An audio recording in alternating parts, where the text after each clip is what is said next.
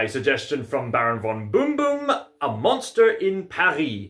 I remember watching this film a lot as a kid. There were just several animated films that I would watch over and over again on DVD, whether it be Flushed Away, or the Simpsons movie, or Hoodwinked, Shrek, Open Season, Cloudy with a Chance of Meatballs. And A Monster in Paris was one of them. It's a pretty charming animated movie about these characters in France during the time when the River Seine pretty much flooded Paris. And essentially, this aspiring filmmaker and his troublemaking friend get into shenanigans with the scientists Ape. Essentially, through hijinks and stuff like that, they accidentally create this monster, which is basically an enlarged monkey flea, which then sets loose on Paris. But there was another component they unintentionally put on the flea, which was some kind of singing serum. So this monster actually has a unique ability to sing well.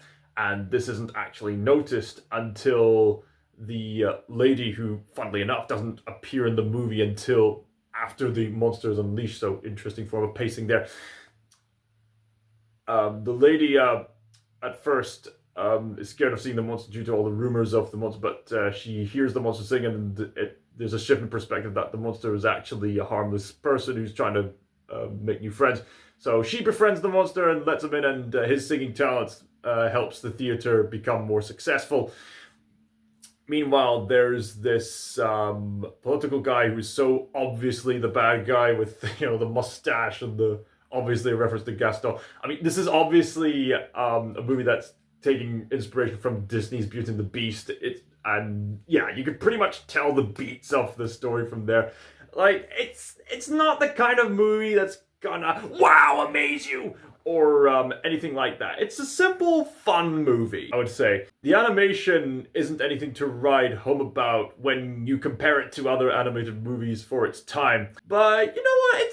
It's charming enough to, keep it invested. And that's basically my overall takeaway from this movie. It's charming, it's harmless, and yeah, it's plenty of good fun. I would rank A Monster in Paris a firm 8 out of 12. There's a few things that sort of keep this back from being what you would call a masterpiece, especially compared to other movies. But you know what? At least it's fun, The characters are quite endearing. The songs are actually quite good to listen to when you get the chance.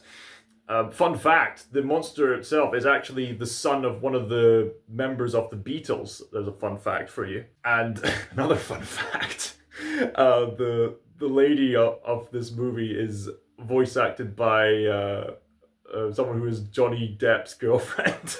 Just another fun fact to throw in there.